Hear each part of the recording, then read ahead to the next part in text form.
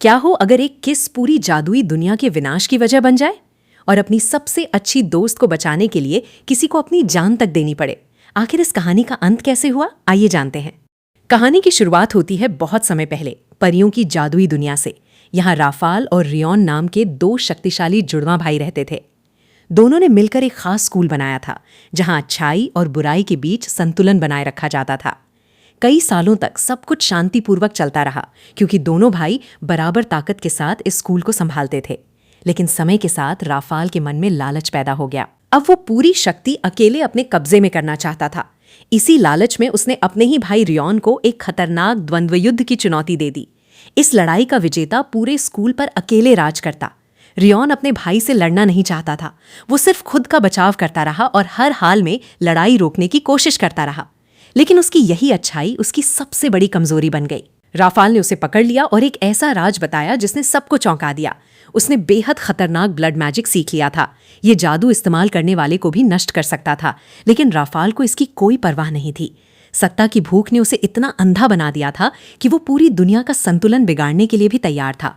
इसके बाद दोनों भाइयों के बीच भयानक युद्ध शुरू हो गया। ऐसा लग रहा था कि रियोन अब हार जाएगा, लेकिन आखिरी पल में उसने अपनी पूरी ताकत लगाकर राफाल को एक ऊंची चट्टान से नीचे धक्का दे दिया। राफाल गहरी खाई में गिर गया और हमेशा के लिए गायब हो गया। इस तरह रियोन की जान तो बच गई, लेकिन इस लड़ाई ने जादुई दुनिया की किस्मत हमेशा के लिए बदल दी। कई साल बाद कहानी एक नए मोड़ पर पहुंचती है। गैवल्डन नाम के एक छोटे से गांव में सोफी नाम की एक लड़की रहती थी। बचपन से ही उसका सपना था कि वो किसी राजकुमारी की तरह शानदार जिंदगी जिए। उसे परियों की कहानियां बहुत पसंद थीं और उसे पूरा विश्वास था कि एक दिन उसकी जिंदगी भी किसी जादुई कहानी जैसी बन जाएगी। लेकिन हकीकत उसके सपनों से बिल्कुल अलग थी। सोफी एक गरीब परिवार से थी और अपने कई भाई बहनों के साथ एक छोटे से घर में रहती थी। मुश्किलों के बावजूद उसने कभी अपने सपनों का साथ नहीं छोड़ा। उसी गांव के दूसरी तरफ ग्रेव्स हिल नाम की सुनसान जगह के पास अगाथा नाम की एक दूसरी लड़की रहती थी। सोफी से बिल्कुल अलग अगाथा की जिंदगी रहस्यों और अंधेरे से घिरी हुई थी। दूसरी तरफ अगाथा अपनी अजीबोगरीब माँ के साथ एक पुराने और सुनसान कॉटेज में रहती थी। उसकी माँ खुद को एक शक्तिशाली चुड़ैल बताती थी, लेकिन सच ये था कि उसके बनाए हुए जादुई औषधि और मंत्र कभी काम नहीं करते थे। फिर भी उसे पूरा यकीन था कि उसकी बेटी अगाथा एक दिन बहुत बड़ी और ताकतवर चुड़ैल बनेगी। हालांकि सोफी और अगाथा एक दूसरे से बिल्कुल अलग थीं, लेकिन दोनों के दिल में एक जैसी भावना थी। दोनों को गैवल्डन गांव से नफरत थी और हमेशा लगता था कि वे इस जगह की नहीं हैं। शायद यही वजह थी कि दोनों की दोस्ती बहुत गहरी हो गई। जब सोफी छोटी थी तभी उसकी माँ की मौत हो गई थी। उसी कठिन समय में अगाथा उसकी जिंदगी में आई और तब से दोनों हर सुख दुख में एक दूसरे का साथ निभाती रहीं। उनकी दोस्ती इतनी मजबूत थी कि कोई भी मुश्किल उन्हें अलग नहीं कर सकती थी। एक दिन गांव का एक पागल आदमी अचानक अगाथा पर चुड़ैल होने का आरोप लगाते हुए उसे गांव से निकालने की कोशिश करने लगा। वो जोर जोर से चिल्ला रहा था और लोगों को भी अगाथा के खिलाफ भड़का रहा था। लेकिन सोफी अपनी सबसे अच्छी दोस्त को मुसीबत में अकेला छोड़ने वालों में से नहीं थी। जैसे ही उसने अगाथा को खतरे में देखा, वो तुरंत उसके बचाव के लिए आगे आ गई। बिना एक पल सोचे उसने पास रखा हुआ फ्राइंग पैन उठाया और उस आदमी के सिर पर जोरदार वार कर दिया। आदमी वहीं चकरा गया और अगाथा बच गई। उसी दोपहर दोनों सहेलियां गांव की लाइब्रेरी पहुंचीं। वहां उन्होंने एक रहस्यमयी कहानी सुनी, जिसमें school for good and evil नाम की एक जादुई जगह का जिक्र था। कहा जाता था कि हर परियों की कहानी की शुरुआत इसी रहस्यमयी स्कूल से होती है। लाइब्रेरियन ने बताया कि लगभग 20 साल पहले गांव की एक लड़की लियोनोरा अचानक आधी रात को रहस्यमय तरीके से गायब हो गई थी। लोगों का मानना था कि उसे यही जादुई स्कूल अपने साथ ले गया था, लेकिन आज तक कोई सच्चाई नहीं जान पाया।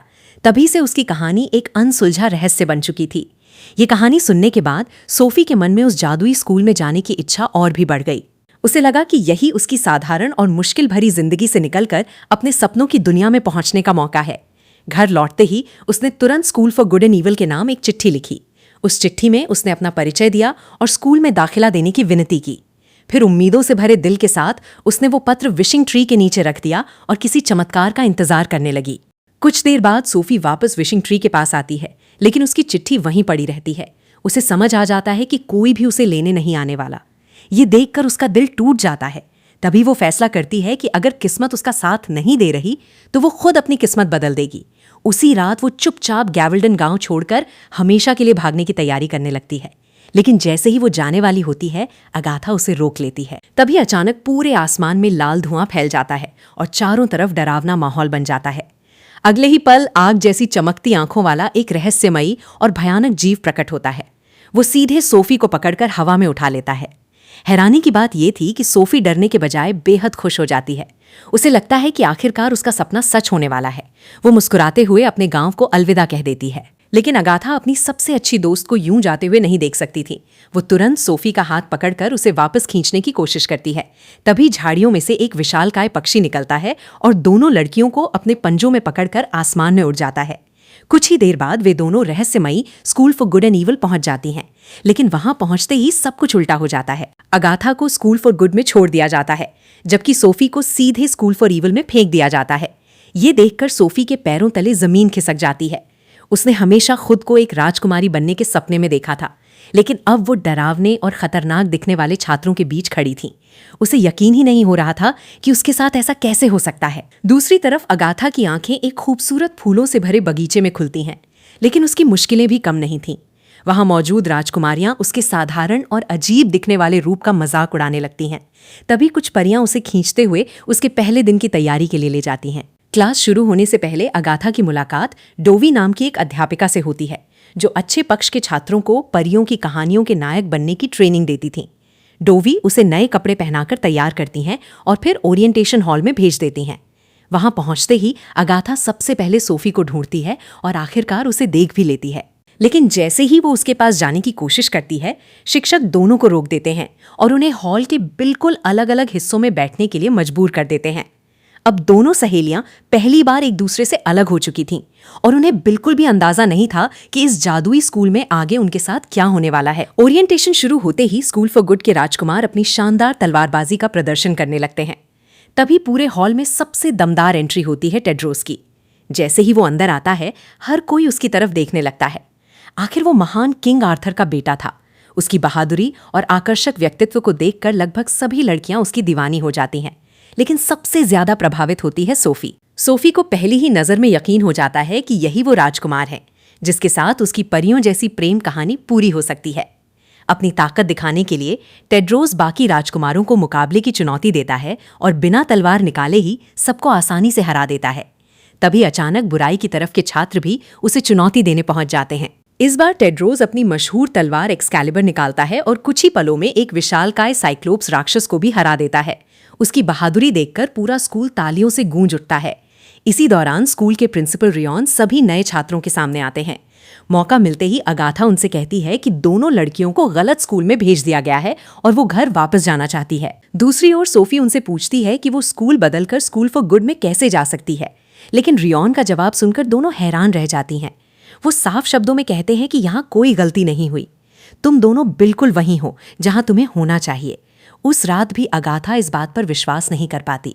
वो चुपके से अपने कमरे से निकलती है और छतों के रास्ते स्कूल फॉर ईविल की तरफ जाने लगती है ताकि सोफी से मिल सके। रास्ता बेहद खतरनाक था। अचानक एक डरावना राक्षस उसका पीछा करने लगता है, लेकिन किसी तरह वो उससे बचकर आगे निकल जाती है। आखिरकार वो स्कूल फॉर ईविल पहुंच जाती है, लेकिन वहां जो नजारा उसके सामने आता है उसे देखकर उसके होश उड़ जाते हैं। जमीन पर अचानक खून का एक बड़ा तालाब बन जाता है और उसी में से राफाल प्रकट हो जाता है। वही राफाल जिसे सालों पहले मरा हुआ समझ लिया गया था। राफाल अगाथा को चेतावनी देता है कि वो सोफी से दूर रहे। उसके अनुसार सोफी की किस्मत में एक बहुत बड़ा और खतरनाक उद्देश्य लिखा है जिसे पूरा होना ही है। अब अगाथा को एहसास हो जाता है कि उसकी दोस्त किसी बहुत बड़ी साजिश में फंस चुकी है। वो तुरंत सोफी को ढूंढती है और आखिरकार दोनों एक दूसरे से मिल जाती हैं। इसके बाद दोनों चुपके से प्रिंसिपल के ऑफिस में पहुंचती हैं ताकि एक बार फिर उन्हें समझा सकें कि उन्हें गलत स्कूल में भेजा गया है। प्रिंसिपल के ऑफिस में पहुंचने के बाद सोफी और अगाथा फिर से बताते हैं कि उन्हें गलत स्कूल में भेज दिया गया है। इस बार उन्हें एक बेहद अहम बात पता चलती है। अगर सोफी ये साबित करना चाहती है कि उसकी जगह स्कूल फॉर गुड में है, तो उसे सच्चे प्यार का चुंबन, ट्रू लव्स किस हासिल करना होगा। ये सुनते ही सोफी के दिमाग में सिर्फ एक ही नाम आता है, टेड्रोस। वो तय कर लेती है कि किसी भी कीमत पर टेड्रोस को अपने प्यार में पड़ने पर मजबूर करेगी। इसके लिए वो अगाथा से भी मदद मांगती है। अगले दिन अगाथा सोफी का लिखा हुआ पत्र टेड्रोस तक पहुंचाती है और उसे समझाती है कि सोफी बुरी नहीं है, बल्कि उसे गलती से स्कूल फॉर ईविल में भेज दिया गया है। इसी बीच सभी छात्रों को ब्लू फॉरेस्ट में एक खतरनाक सर्वाइवल क्लास के लिए ले जाया जाता है। इस क्लास को एक अजीब से छोटे कद के शिक्षक युवा पढ़ाते हैं। जंगल में कदम रखते ही सभी को एहसास हो जाता है कि यहाँ हर पेड़, हर पौधा और हर रास्ता जानलेवा है। अचानक ग्रेगर नाम का एक छात्र जहरीले फूल के काटने का शिकार हो जाता है। डर के मारे वो नियम तोड़कर जंगल से भागने लगता है। अगाथा उसे रोकने की कोशिश करती है, क्योंकि पहले ही चेतावनी दी गई थी कि जो छात्र 3 बार असफल होगा उसे भयानक सजा मिलेगी। लेकिन ग्रेगर उसकी बात नहीं मानता और आखिरकार उसे अपने फैसले की भारी कीमत चुकानी पड़ती है। दूसरी ओर सोफी अपनी जादुई शक्तियों को निखारने वाली क्लास में पहुंचती है। वहीं उसकी भिड़ंत हेस्टर नाम की एक डरावनी चुड़ैल से हो जाती है। हेस्टर के शरीर पर विशाल ड्रैगन का टैटू था और उसके साथ एक खौफनाक पालतू राक्षस भी था। हेस्टर अपने राक्षस को सोफी पर हमला करने का आदेश देती है। देखते ही देखते पूरी क्लास में अफरा तफरी मच जाती है। सोफी अपनी जान बचाने की पूरी कोशिश करती है, लेकिन सबसे बड़ी समस्या ये थी कि उसे खुद नहीं पता था कि उसके अंदर कौन सी जादुई शक्ति छिपी हुई है। जब ऐसा लगने लगता है कि अब उसकी हार तय है, तभी अचानक एक चौंकाने वाला चमत्कार होता है। न जाने कहां से मधुमक्खियों का एक विशाल झुंड कमरे में आ जाता है और सीधे हेस्टर के राक्षस पर टूट पड़ता है। कुछ ही सेकंड में पूरा राक्षस मधुमक्खियों से घिर जाता है। ये देखकर वहां मौजूद सभी छात्र और शिक्षक दंग रह जाते हैं। यहां तक कि सोफी भी समझ नहीं पाती कि आखिर ये सब कैसे हुआ। धीरे धीरे सभी को एहसास होने लगता है कि इन मधुमक्खियों को कोई और नहीं बल्कि सोफी खुद नियंत्रित कर रही है। लेकिन अब उसकी नई मिली शक्ति उसके लिए ही बड़ा खतरा बनने वाली थी। मधुमक्खियों के लगातार हमले से हेस्टर का राक्षस बुरी तरह घायल हो जाता है। ऐसा लगने लगता है कि वो हमेशा के लिए मर जाएगा। तभी लेडी लेसो तुरंत बीच में आती हैं और सोफी को मधुमक्खियों को रोकने का आदेश देती हैं। सोफी को खुद नहीं पता होता कि ये कैसे करना है, लेकिन जैसे ही वो मधुमक्खियों को पीछे हटने का आदेश देती है, पूरा झुंड तुरंत उड़ जाता है। तभी एक और रहस्यमयी घटना होती है। मधुमक्खियों के बीच कुछ पल के लिए राफाल का चेहरा दिखाई देता है। वही राफाल जिसे सभी सालों पहले गायब मान चुके थे। राफाल मुस्कुराकर सोफी की तारीफ करता है और कहता है कि उसने अपनी शक्तियों का शानदार इस्तेमाल किया है। इतना कहकर वो गायब हो जाता है। राफाल के जाते ही लेडी लेसो सोफी को अकेले में ले जाती हैं और एक चौंकाने वाला सच बताती हैं। वो कहती हैं कि राफाल के गायब होने के बाद से बुराई कभी भी अच्छाई पर पूरी तरह जीत नहीं पाई, लेकिन अब राफाल की नज़र सीधे सोफी पर है। इसका सिर्फ एक ही मतलब है, सोफी की असली जगह स्कूल फॉर ईविल में ही है। ये सुनकर सोफी का दिल पूरी तरह टूट जाता है। उसने हमेशा खुद को एक राजकुमारी के रूप में देखा था, किसी खलनायिका के रूप में नहीं। जाते जाते लेडी लेसो उसे सख्त चेतावनी देती हैं कि राफाल के बारे में किसी को कुछ न बताए। अगर वो दोबारा दिखाई दे तो तुरंत उन्हें खबर करे। अगले दिन अगाथा की क्लास में भी एक बड़ा रहस्य सामने आता है। वो प्रोफेसर डोवी से पूछती है कि नियम तोड़ने के बाद ग्रेगर का क्या हुआ। डोवी का जवाब सुनकर उसके रोंगटे खड़े हो जाते हैं। उन्हें पता चलता है कि जो छात्र बार बार असफल होते हैं, उन्हें सजा के तौर पर जादुई जीवों में बदल दिया जाता है। पास की झील में तैर रही अजीब मछलियां कभी इसी स्कूल के छात्र हुआ करती थीं। कुछ देर बाद सभी राजकुमारियां उस जादुई झील के किनारे इकट्ठा होती हैं। वे अपना हाथ पानी में रखती हैं और झील उनके दिल की सबसे बड़ी इच्छा दिखा देती है। एक एक करके सभी को अपने खूबसूरत सपने दिखाई देते हैं। लेकिन जब अगाथा की बारी आती है तो कुछ बिल्कुल अलग होता है। उसके हाथ के चारों ओर झील की सारी मछलियां इकट्ठा हो जाती हैं। तभी अचानक पानी के अंदर से एक असली लड़की बाहर निकल आती है। उसे देखकर सभी छात्र हैरान रह जाते हैं। वो लड़की बताती है कि वो 100 साल पहले इस स्कूल में फेल हो गई थी और तभी से एक जादुई मछली बनकर इस झील में कैद थी। इतने वर्षों में पहली बार किसी ने उसे आज़ाद होने की इच्छा दी, और वो इंसान कोई और नहीं बल्कि अगाथा थी। अगाथा का धन्यवाद करने के बाद वो लड़की आखिरकार आज़ाद होकर शांति से वहां से चली जाती है। इस घटना के बाद सभी को एहसास होने लगता है कि अगाथा के अंदर भी कोई ऐसी अनोखी शक्ति छिपी हुई है जो आम छात्रों से बिल्कुल अलग है। जैसे ही वो रहस्यमयी लड़की आज़ाद होकर गायब होती है, अगाथा अभी भी समझ नहीं पाती कि आखिर उसके साथ हुआ क्या था। तभी अचानक उसके सामने फिर से वही विशालकाय पक्षी आ जाता है जिसने पहली बार उसे इस जादुई स्कूल में लाया था। उसे देखकर अगाथा डर जाती है और भागने की कोशिश करती है, लेकिन अगले ही पल उसे एक दिल तोड़ देने वाला सच पता चलता है। वो कोई साधारण पक्षी नहीं बल्कि ग्रेगर था, जिसे स्कूल की सजा के कारण उस भयानक रूप में बदल दिया गया था। अगाथा उसे बचाने के लिए उसके पास जाने लगती है, लेकिन तभी टेड्रोस वहां पहुंच जाता है। उसे लगता है कि वो विशाल पक्षी अगाथा पर हमला करने वाला है। बिना देर किए वो अपनी तलवार सीधा पक्षी के दिल में मार देता है। कुछ ही सेकंड में ग्रेगर का शरीर फटकर खत्म हो जाता है। ये देखकर अगाथा पूरी तरह टूट जाती है। गुस्से में वो टेड्रोस को जोर से मारती है और अपने दोस्त की मौत का जिम्मेदार उसे ठहराती है। दूसरी तरफ टेड्रोस हैरान रह जाता है क्योंकि उसने तो सिर्फ अगाथा की जान बचाने की कोशिश की थी। थोड़ी देर बाद प्रोफेसर डोवी वहां पहुंचती हैं और सभी को वापस उनके कमरों में भेज देती हैं। इसके बाद वो अगाथा से एक ऐसी बात कहती हैं जिसे सुनकर वो खुद भी हैरान रह जाती है। डोवी बताती हैं कि शायद अगाथा ही इस स्कूल की पहली सच्ची राजकुमारी है, क्योंकि बहुत समय पहले अच्छाई का मतलब दयालुता और निस्वार्थ भावना हुआ करता था। लेकिन अब ज्यादातर छात्र सिर्फ सुंदर दिखने, परफेक्ट बनने और दूसरों को प्रभावित करने में लगे रहते हैं। अगाथा ने पहली बार किसी जादुई शक्ति का इस्तेमाल अपने लिए नहीं, बल्कि 100 साल से कैद एक अनजान लड़की को आजाद करने के लिए किया। यही उसकी असली अच्छाई और सच्चे दिल का सबूत था। कुछ समय बाद ब्रेक के दौरान अगाथा की मुलाकात फिर से सोफी से होती है। वो उसे ग्रेगर के साथ हुई पूरी घटना बताती है। तब सोफी भी एक बड़ा राज खोलती है। वो बताती है कि राफाल उससे मिलने आया था।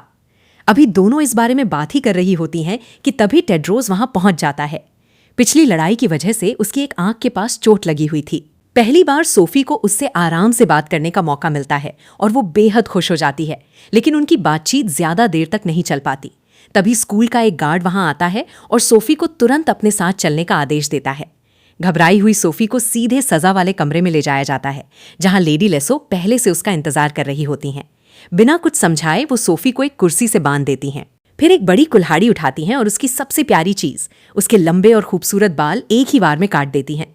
ये सजा सोफी के लिए किसी डरावने सपने से कम नहीं थी। लेडी लेसो सोफी से कहती हैं कि उसकी खूबसूरती ही उसकी सबसे बड़ी कमजोरी बन चुकी है।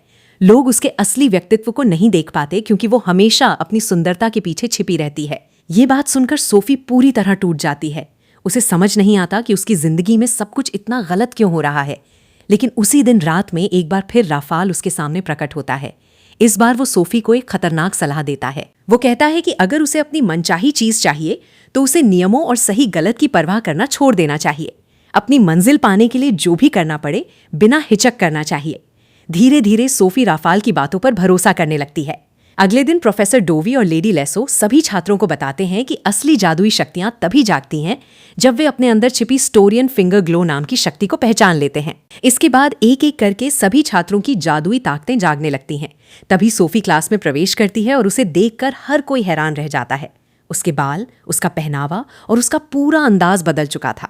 वो पूरे आत्मविश्वास के साथ लेडी लेसो का धन्यवाद करती है कि उन्होंने उसे एक नया रूप दिया। लेकिन बदला सिर्फ उसका रूप नहीं था, उसका स्वभाव भी बदलने लगा था। जैसे जैसे उसकी जादुई शक्तियां जाग रही थीं, वो पहले से ज्यादा कठोर और निर्दयी होती जा रही थी। जिन छात्रों से वो पहले नफरत करती थी, अब उन्हीं के साथ दोस्ती करने लगी। अगाथा ये बदलाव साफ महसूस कर लेती है। उसे समझ आ जाता है कि अगर सोफी इसी रास्ते पर चलती रही तो टेड्रोस कभी उससे प्यार नहीं करेगा। अपनी दोस्त की मदद करने के लिए अगाथा उसे तीरंदाजी आर्चरी की क्लास में जाने की सलाह देती है। स्कूल की एक पुरानी मान्यता थी कि निशाने पर सही वार वही कर सकता है जिसका दिल सचमुच पवित्र हो। इसलिए ये कला सिर्फ स्कूल फॉर गुड के छात्रों की पहचान मानी जाती थी। शुरुआत में सोफी से निशाना बिल्कुल नहीं लगता, लेकिन अगाथा चुपके से उसकी मदद करती है। आखिरकार सोफी तीर सीधे निशाने पर लगा देती है। ये देखकर टेड्रोस के मन में पहली बार ये विश्वास पैदा होता है कि शायद सोफी वास्तव में बुरी नहीं है। कुछ ही समय बाद पूरे स्कूल में एक चौंकाने वाली खबर फैल जाती है। टेड्रोस, जो पूरे स्कूल का सबसे लोकप्रिय राजकुमार था, उसने साल के सबसे बड़े रॉयल डांस के लिए स्कूल फॉर ईविल की एक लड़की को अपना साथी चुना था। और वो लड़की कोई और नहीं बल्कि सोफी थी। ये खबर सुनते ही पूरे स्कूल में सनसनी फैल जाती है। दोनों स्कूलों के छात्रों के बीच इस बात को लेकर जोरदार बहस और लड़ाई शुरू हो जाती है। हालात इतने बिगड़ जाते हैं कि सभी शिक्षक भी चिंतित हो जाते हैं और मिलकर फैसला करने बैठते हैं कि अब आगे क्या किया जाए। इसी बीच सोफी और टेड्रोस को पूरा यकीन होता है कि उनका प्यार सच्चा है, इसलिए वे सभी शिक्षकों के सामने खड़े होकर अपने रिश्ते का बचाव करते हैं। लेकिन प्रिंसिपल कहती हैं कि सिर्फ बातें करने से कुछ साबित नहीं होगा। अगर वे सच में एक दूसरे से प्यार करते हैं तो उन्हें एक खास परीक्षा पास करनी होगी। इस परीक्षा के अनुसार सोफी और टेड्रोस को खतरनाक ब्लू फॉरेस्ट में अलग अलग दिशाओं से प्रवेश करना होगा। उन्हें जंगल की हर मुश्किल का सामना करते हुए सूरज निकलने से पहले एक दूसरे तक पहुंचना होगा। रात होते ही दोनों जंगल के प्रवेश द्वार पर पहुंच जाते हैं। अंदर जाने से पहले उन्हें एक लाल स्कार्फ दिया जाता है और बताया जाता है कि अगर कोई भी हार मानना चाहे तो बस इस स्कार्फ को जमीन पर फेंक देना होगा। ऐसा करते ही वो तुरंत सुरक्षित जगह पर पहुंचा दिया जाएगा। शुरुआत में सोफी खुद को बहादुर महसूस करती है, लेकिन जैसे ही वो जंगल के अंदर कदम रखती है सब कुछ डरावना हो जाता है। अचानक जहरीले और जानलेवा फूल उस पर हमला कर देते हैं और उसे अपने जाल में फंसाने की कोशिश करते हैं। दूसरी तरफ दीवार के पार मौजूद अगाथा सोफी की चीखें सुन लेती है। अपनी दोस्त को मुसीबत में देखकर वो बिना एक पल गंवाए जादू का इस्तेमाल करती है और कबूतर का रूप लेकर चुपके से उसकी मदद करने निकल पड़ती है। कुछ देर बाद सोफी का सामना एक बेहद डरावने बिजूके से होता है, जिसके सिर पर विशाल कद्दू लगा होता है। वो भयानक राक्षस तुरंत उसका पीछा करना शुरू कर देता है। जब ऐसा लगता है कि अब सोफी बच नहीं पाएगी, तभी अगाथा अचानक वहां पहुंचती है और उस राक्षस को जोरदार वार करके नीचे गिरा देती है। अगाथा सोफी को उठाती है और तभी उसे पास ही कहीं से टेड्रोस की आवाज सुनाई देती है। वो सोफी से कहती है कि आवाज की दिशा में भागो, टेड्रोस वहीं है। कुछ पल के लिए ऐसा लगता है कि सब कुछ ठीक हो जाएगा, लेकिन तभी वो डरावना बिजूका दोबारा उठ खड़ा होता है और इस बार सीधे टेड्रोस पर हमला कर देता है। लड़ाई के दौरान टेड्रोस की तलवार उसके हाथ से छूट जाती है और वो खुद को बचाने के लिए संघर्ष करने लगता है। टेड्रोस को खतरे में देखकर अगाथा सोफी से उसकी मदद करने के लिए कहती है, लेकिन डर के मारे सोफी वहीं जड़ होकर खड़ी रह जाती है। वो एक कदम भी आगे नहीं बढ़ा पाती। जब टेड्रोस लगभग हारने वाला होता है, तब अगाथा खुद मैदान में उतरती है। वो किसी तरह टेड्रोस की तलवार वापस उसके हाथ में पहुंचा देती है। तलवार मिलते ही टेड्रोस पूरी ताकत से पलटवार करता है और आखिरकार उस भयानक बिजूके को मार गिराता है। लेकिन उसी पल उसे एक कड़वा सच समझ में आ जाता है। उसे एहसास होता है कि सोफी ने ये परीक्षा ईमानदारी से नहीं लड़ी। हर मुश्किल घड़ी में उसकी मदद अगाथा ने छिपकर की थी, जबकि सोफी खुद डर के कारण कुछ भी नहीं कर पाई। लेकिन सबसे बड़ा झटका तब लगता है जब टेड्रोस को एहसास होता है कि सोफी उसके लिए अपनी जान तक जोखिम में डालने की हिम्मत नहीं जुटा पाई। वो पूरी तरह निराश हो जाता है। आखिरकार वो अपने हाथ में बंधा लाल स्कार्फ जमीन पर फेंक देता है और इस परीक्षा से हार मान लेता है। अगले ही पल जादू काम करता है और टेड्रोस वहां से गायब होकर सीधे स्कूल वापस पहुंच जाता है। टेड्रोस के जाने के बाद सोफी गुस्से से आग बबूला हो जाती है। अपनी गलती मानने की बजाय वो सारा दोष अगाथा पर डाल देती है। वो उस पर आरोप लगाती है कि उसने जानबूझकर उसके रिश्ते को बर्बाद किया है। यहीं से दोनों की सालों पुरानी दोस्ती पूरी तरह टूट जाती है। गुस्से में सोफी अपनी सबसे अच्छी दोस्त अगाथा के खिलाफ ही जंग का ऐलान कर देती है और वहां से चली जाती है। उधर जंगल में अगाथा की मुलाकात अचानक राफाल से होती है। राफाल के चेहरे पर एक अजीब सी मुस्कान होती है। वो बताता है कि अब तक जो कुछ भी हुआ वो बिल्कुल उसकी योजना के मुताबिक हो रहा है। ये सुनकर अगाथा समझ जाती है कि शायद शुरुआत से ही इस पूरी साजिश के पीछे राफाल का हाथ था। स्कूल लौटकर अगाथा तुरंत प्रोफेसर डोवी को सब कुछ बता देती है। वो कहती है कि उसने जंगल में राफाल को अपनी आंखों से देखा है और अब लेडी लेसो को तुरंत चेतावनी देना जरूरी है। इसी दौरान परीक्षा में धोखा देने की वजह से सोफी को उसके कमरे में बंद कर दिया जाता है, लेकिन वो वहां अकेली नहीं रहती। कुछ ही देर बाद राफाल उससे मिलने आता है। इस बार वो सोफी को पहले से भी अधिक खतरनाक रास्ते पर ले जाता है। वो उसे ब्लड मैजिक यानी खून के जादू को नियंत्रित करना सिखाना शुरू कर देता है। दूसरी तरफ दोनों स्कूलों के शिक्षक बढ़ते खतरे पर चर्चा ही कर रहे होते हैं कि तभी प्रिंसिपल रियान एक चौंकाने वाली खबर देती हैं। सोफी अपने कमरे से गायब हो चुकी है। ये सुनते ही सभी लोग अलग अलग दिशाओं में उसकी तलाश शुरू कर देते हैं। उधर अगाथा स्कूल के भव्य डांस समारोह में पहुंचती है। उसे उम्मीद होती है कि शायद सोफी वहीं मिले। कुछ देर बाद आखिरकार उसकी मुलाकात सोफी से हो जाती है, लेकिन उसे देखकर अगाथा दंग रह जाती है। सोफी अब पहले जैसी बिल्कुल नहीं रही। उसका चेहरा, उसका व्यवहार और उसकी आंखें सब कुछ बदल चुका होता है। ऐसा लगता है जैसे उसके अंदर कोई और ही इंसान बस गया हो।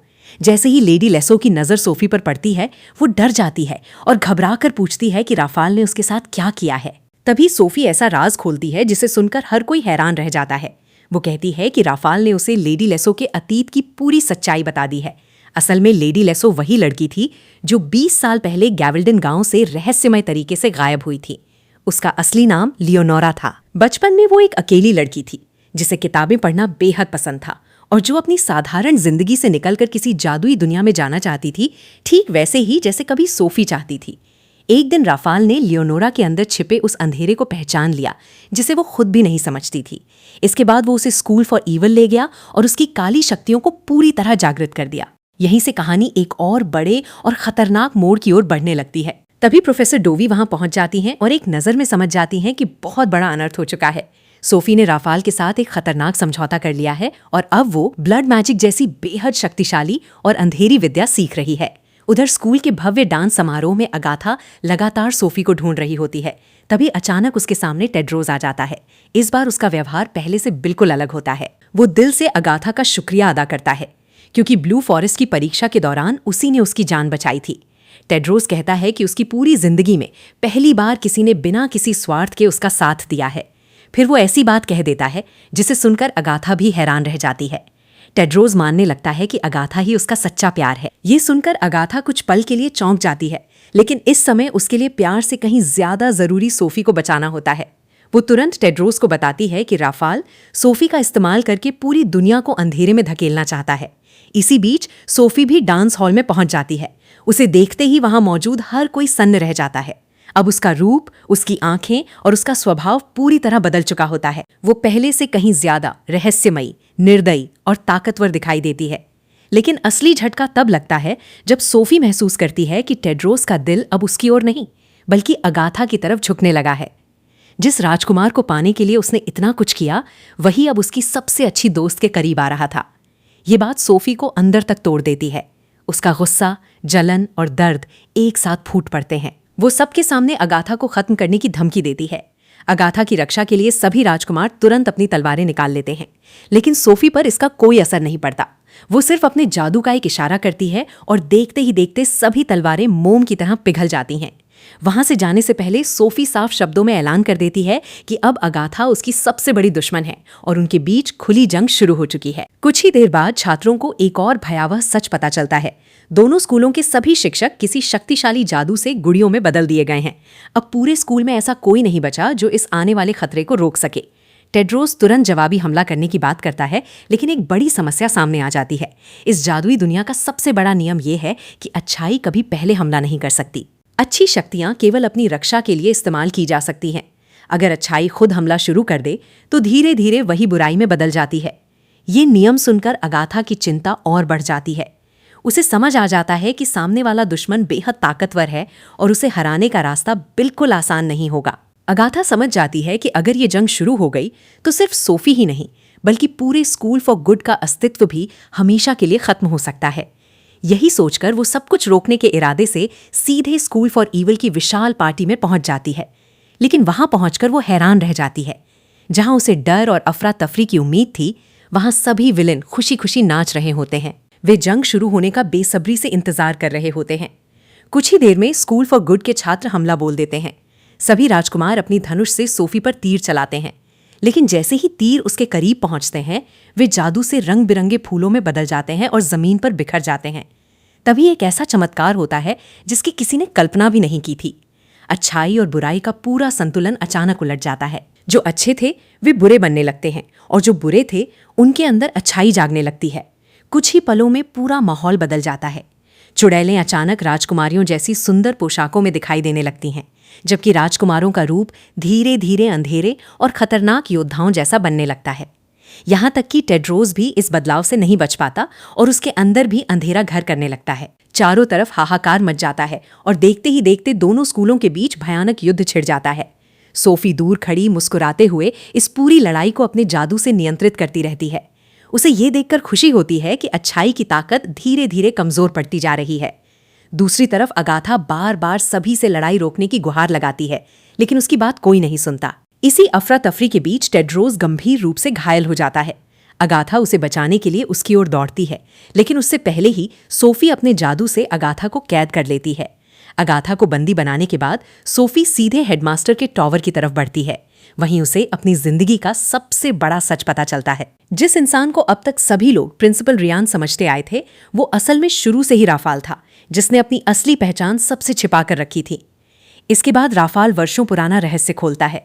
वो बताता है कि बहुत समय पहले उसे और उसके जुड़वां भाई रियान को दुनिया की सभी जादुई कहानियों की रक्षा करने की जिम्मेदारी सौंपी गई थी। दोनों में से एक अच्छाई का प्रतीक था और दूसरा बुराई का। लेकिन जब तक दोनों साथ थे, दुनिया में संतुलन बना रहा और वे अमर बने रहे। धीरे धीरे राफाल के मन में लालच पैदा हो गया।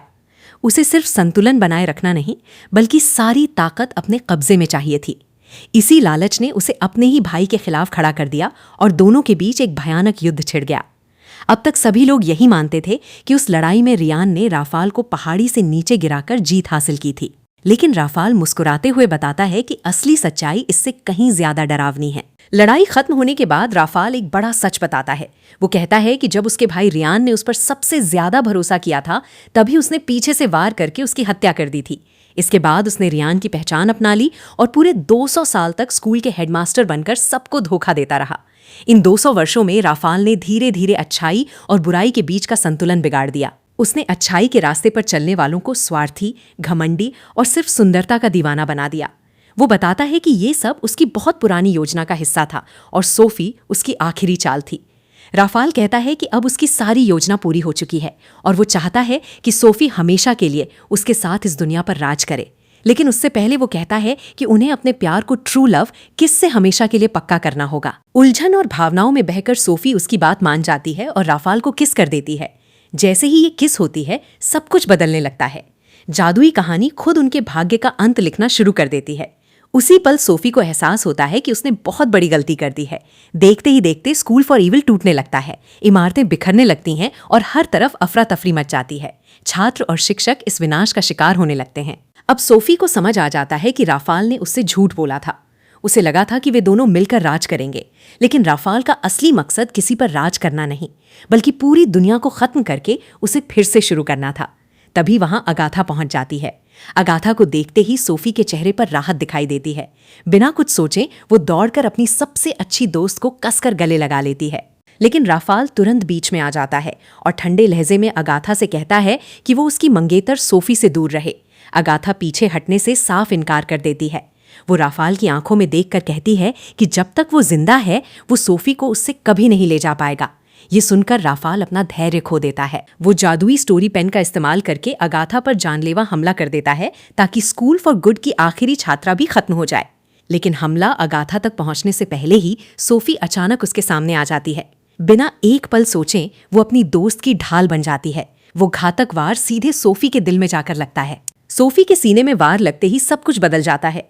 पहली बार वो सच्चे प्यार का मतलब साबित करती है। ये किसी राजकुमार वाला प्यार नहीं, बल्कि अपनी सबसे अच्छी दोस्त के लिए निस्वार्थ प्रेम था, जिसमें बदले में कुछ भी पाने की इच्छा नहीं थी।